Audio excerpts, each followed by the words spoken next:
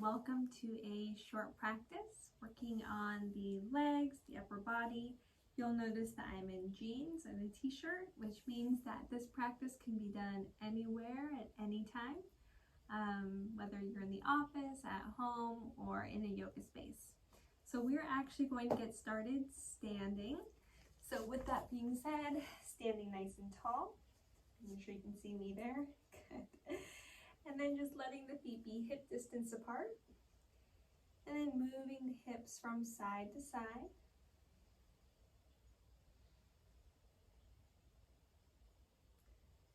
Noticing the weight shifting in the feet. Maybe beginning to bring the hips forward and back. Again, noticing how the feet adjust and adapt for this to be possible. Maybe letting one foot come up, and then the other as you continue these hip circles, allowing the brain and the body to really find connection here. You can step the feet wider apart as you continue pressing, noticing the inner groin get a little bit of a stretch. Front of the hip flexors open as you press forward. Maybe the hamstrings begin to fire up a little as you press back. And then finding yourself in kind of a star-like shape, reaching to the side, reaching the rib cage apart, the arms apart, little side body stretch here. You can gaze down if you'd like, or straight forward. Coming back up, other side.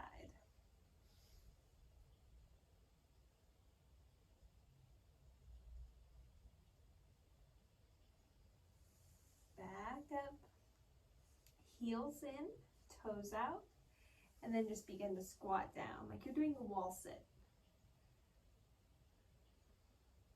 Beginning to warm up the legs, the core, the chest is lifted. You can even lift up the heels if you like. Rock side to side. Even sit down a little bit, place some weight into the arms. Drop one shoulder. And then the other.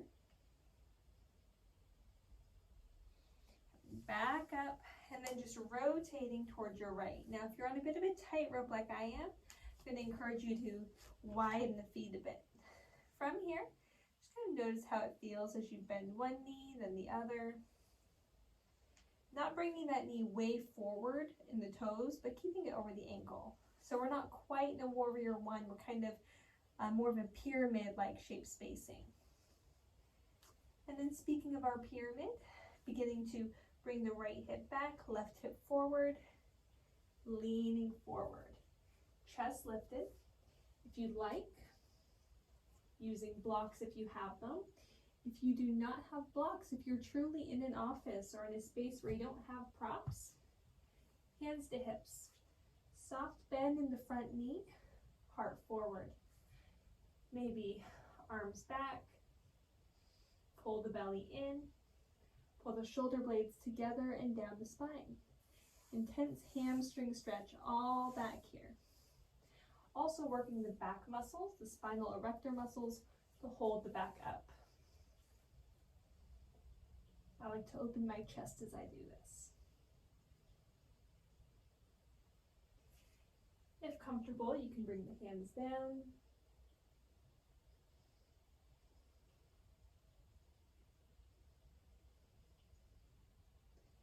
And then we'll do a little IT band stretch. Walk the hands over to the right. Kind of a funky angle here for me, but you'll feel it hopefully in your right IT band. And then walking around, and then noticing if you need to adjust the feet. Finding ourselves coming all the way up. So the legs are still spaced about the same. So we're not on a tightrope, we're on train tracks. Just starting to bend a little and straighten. Bend, straighten. Bend, straighten. Keeping a straightness but a softening to the knee. Hands to hips, shoulders down, back, chest forward, belly drawn up and in. Just beginning to hinge at the hips. Heart forward. Noticing the stretch in the back of the left leg now. Pressing down through the back foot, down through the front foot. Option to reach down to props if you have them. To reach back. But work the back muscles here. Lift the chest, lift the tailbone. Perhaps open the heart space. Tuck the chin to lengthen the back of the neck. Pull the left hip back, press the right hip forward. And if you like, bowing the heart down.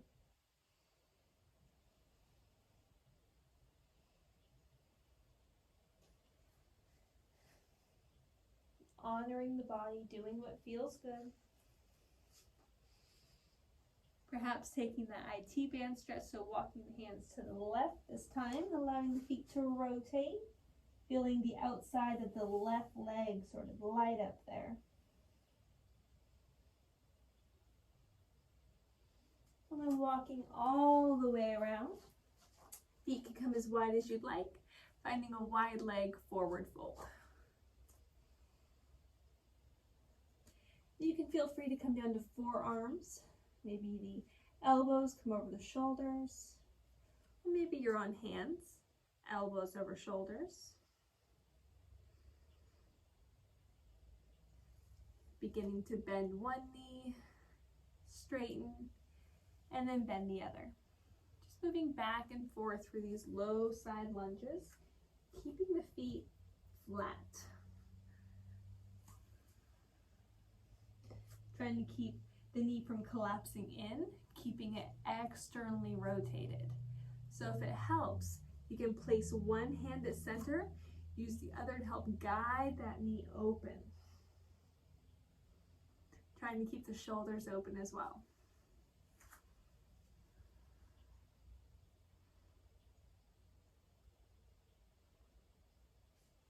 And one more to the other side.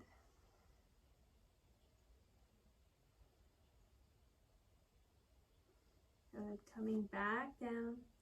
Now, if you are in a space, if you'd like to, even if you're in jeans where you'd like to invert a little bit, coming down to the forehead, the crown of the head, perhaps finding supported Shirshasana.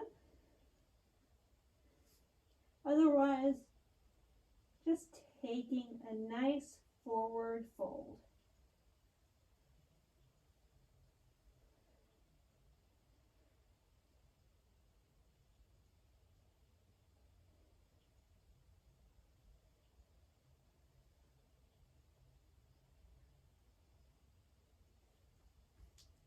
If you're taking that forward fold, allow the tailbone to lift.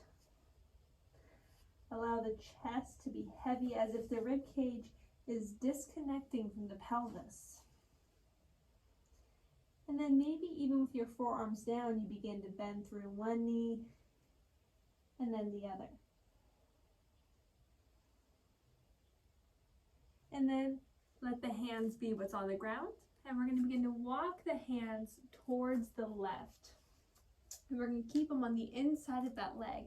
You might need to bump that back leg over to the right. So again, we're not in a tightrope. We're in a high lizard lunge. You'll see that both of my hands are on the inside of the left leg. If you'd like, you can drop the knee down or you can keep it lifted. Perhaps even opening up the left knee, externally rotating to get a better view. You can kind of see here that I'm opening it up.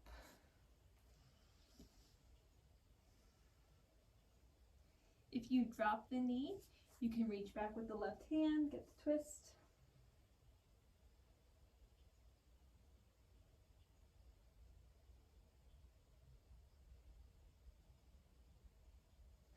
Quadricep stretch. Lowering.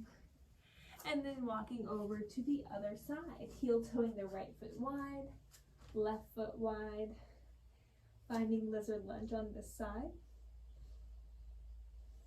Maybe moving, stretching through the toes, the Achilles. Option to bring the knee down, to widen that knee, externally rotate. So instead of it being here, stacked directly over, it's wide.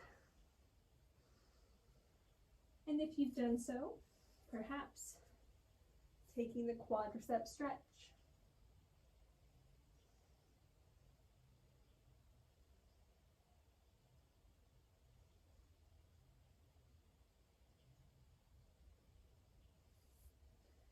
Coming back, walking back to center, heel toeing the feet in towards each other.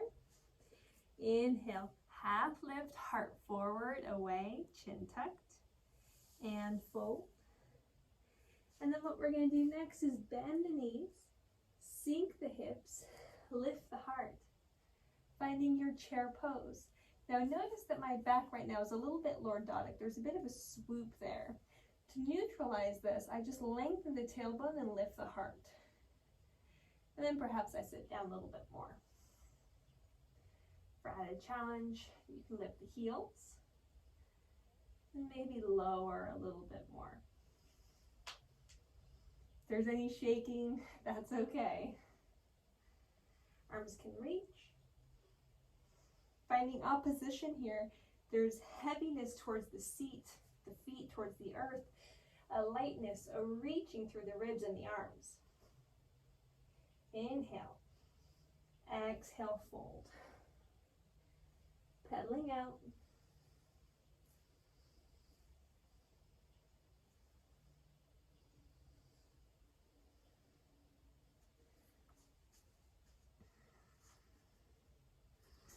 Good, just enjoying the breath.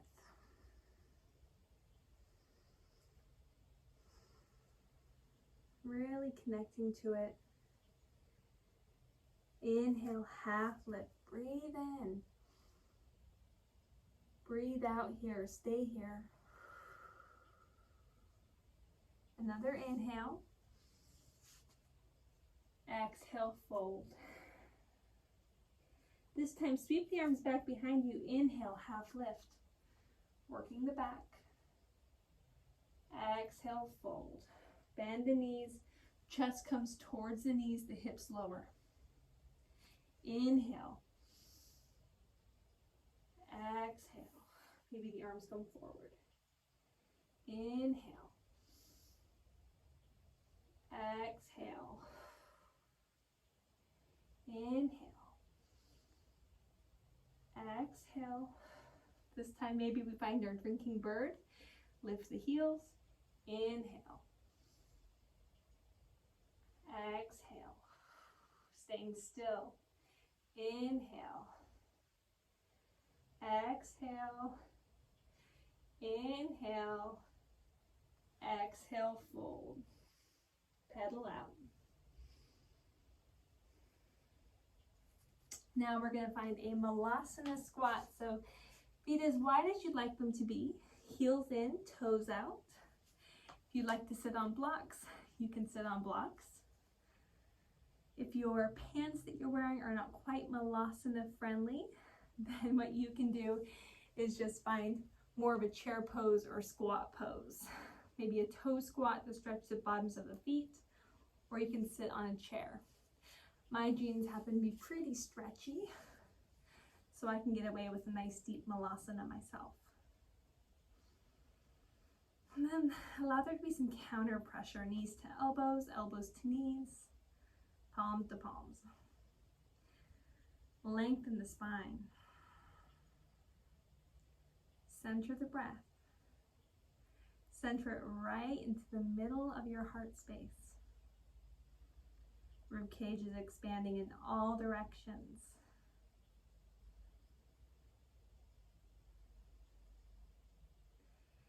Staying here, or if you like, reaching the left arm out to the side, right arm up and over. Keeping the knees actively opening, hips open. If you'd like to bind, you can bind here, keeping the shoulders and hips open.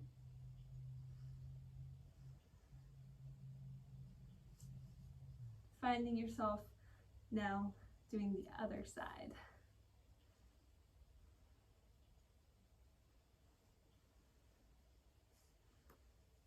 Finding that bind, perhaps opening the chest, opening the hips.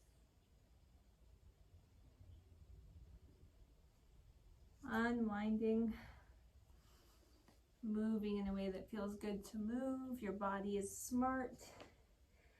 Something's gonna feel good. For me, it's sort of this half lift, maybe even walking these semicircles around my feet. Notice what feels good for you.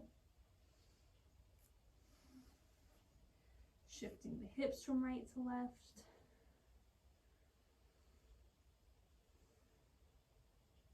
And then wherever you are, whether you are seated, standing, or if you can lay down, begin to take a moment for some stillness.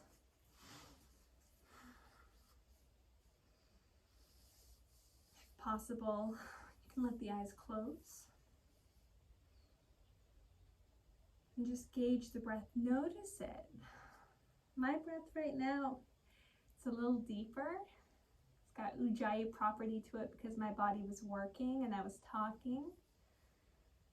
May not be the same for you. Just be aware of whatever it is. Welcome your breath like a friend. Waiting for it. You're expecting it. Hold a happy reception for it.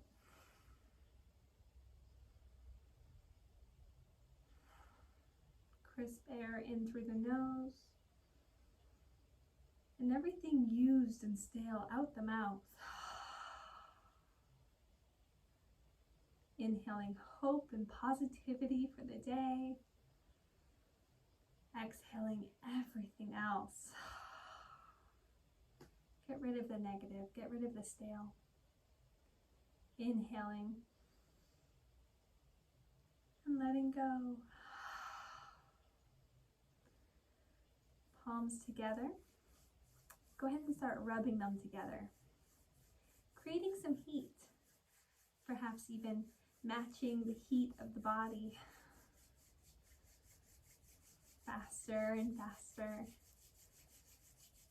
And then put the hands in front of the mouth. Feeling the heat radiate in front of the face. And you feel that warmth. And then as if you have a straw between your lips or even through a rolled tongue, begin to blow cool air on the palms.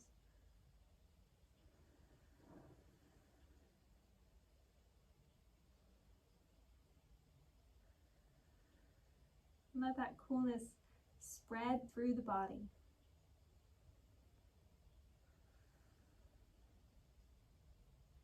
Soothing.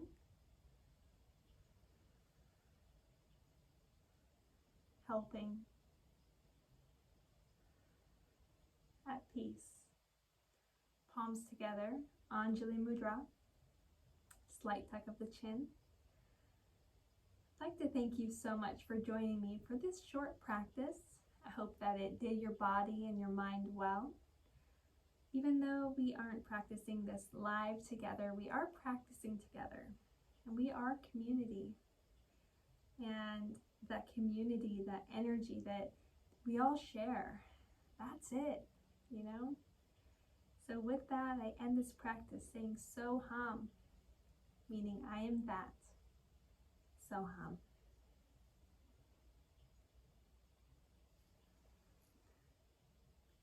Thank you.